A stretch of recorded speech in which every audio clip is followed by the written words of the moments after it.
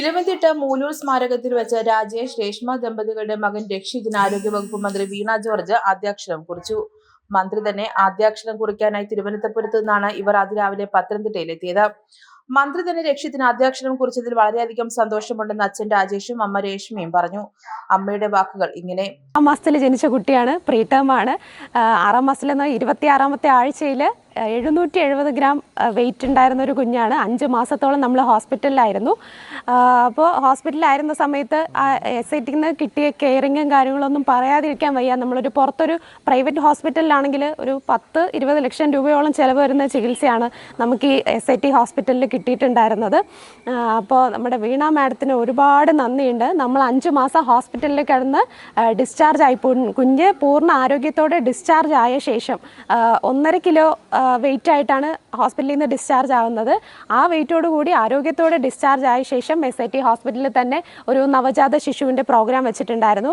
അവിടെ വെച്ച് നമ്മൾ മാഡത്തെ ആദ്യമായിട്ട് നേരിട്ട് കാണുകയും സംസാരിക്കുകയും ഒരുപാട് നന്ദി പറയുകയും ചെയ്തിട്ടുണ്ടായിരുന്നു. അതായത് ഹോസ്പിറ്റലിൽ നമുക്ക് എനിക്കും കുഞ്ഞിനും കിട്ടിയ കെയറിങ്ങിനെ പറ്റി ഒരുപാട് നന്ദി പറയുകയും സംസാരിക്കുകയും ഒക്കെ ചെയ്തിട്ടുണ്ടായിരുന്നു.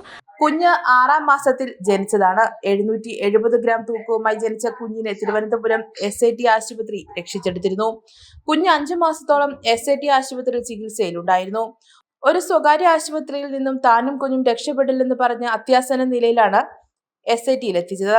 അവിടെ നിന്നാണ് കുഞ്ഞിനെ രക്ഷിച്ചെടുത്തത്. കുഞ്ഞ് 2 മാസത്തോളം വെന്റിലേറ്ററിലായിരുന്നു. സ്വകാര്യ ആശുപത്രിയിൽ 10-20 ലക്ഷത്തോളം രൂപ ചെലവ് വരുന്നതാണ്.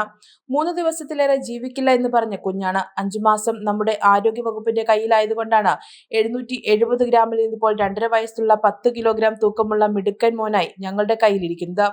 SITയിലെ നവജാത ശിശു വാരാചരണത്തിൽ പങ്കെടുത്തിരുന്നു. അവിടെ വെച്ച് വീണ മേഡത്തെ കാണാനും പരിചയപ്പെടാനും സാധിച്ചു. അന്ന് മേഡം മോനെ എടുത്തിരുന്നു. ഞങ്ങളുടെ ഒരു ആഗ്രഹമായിരുന്നു കുഞ്ഞിനെ എഴുതിപ്പിക്കുമ്പോൾ വീണ മേഡം തന്നെ എഴുതിപ്പിക്കണമെന്നത്. ആ ആഗ്രഹം സാധിച്ചതിലേറെ സന്തോഷമുണ്ടെന്ന് രേഷ്മ പറഞ്ഞു. കുഞ്ഞു രക്ഷിതിനെ ആദ്യാക്ഷരം എഴുതിക്കുവാൻ കഴിഞ്ഞതിൽ ഹൃദയം നിറഞ്ഞ സന്തോഷമെന്ന് മന്ത്രി വീണ ജോർജും പ്രതികരിച്ചു. അറിവ് പ്രകാശമാണ്. നമ്മുടെ കുഞ്ഞുമക്കളുടെ ജീവിതങ്ങളിൽ അവരെ അറിവിൻ്റെ പ്രകാശത്തിലേക്ക് ഇന്ന് നമ്മൾ നയിക്കാൻ ആരംഭിക്കുകയും അറിവിൻ്റെ ലോകത്തേക്ക് അവരെ നയിക്കുന്നത് അക്ഷരങ്ങളിലൂടെയാണ്. നമ്മൾ നിൽക്കുന്ന ഈ മൂലൂർ സ്മാരകം എത്രയോ വർഷങ്ങൾക്ക് മുൻപ് ഗുരുകുല സമ്പ്രദായത്തിൽ ഒട്ടേറെ ആളുകൾ, അനേകം തലമുറകൾ വിദ്യാഭ്യാസം നേടിയിരുന്ന ഒരിടം കൂടിയാണ്. News bureau, Pathanamthitta.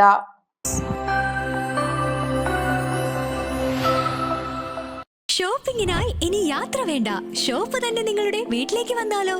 Niha designer beauty near KSRTC bus stand, Pandalam. Ladies kids വസ്ത്രങ്ങളുടെ വിപുലമായ കളക്ഷനുകളും കസ്റ്റമേഴ്സ് സ്റ്റിച്ചിങ്, ഫാഷൻ ഡിസൈനർ കൺസൾട്ടിംഗും ആദ്യമായി പന്തളത്തൊരുക്കിയിരിക്കുന്നു. കൂടാതെ ഓൺലൈനായി പർച്ചേസ് ചെയ്യാനുള്ള അവസരവും. nihaboutique.com എന്ന വെബ്സൈറ്റ് വിസിറ്റ് ചെയ്ത് പർച്ചേസ് ചെയ്യാവുന്നതാണ്. വാട്സ്ആപ്പ് വഴിയും പർച്ചേസ് ചെയ്യാനുള്ള അവസരം. കോൺടാക്ട് 7902296725.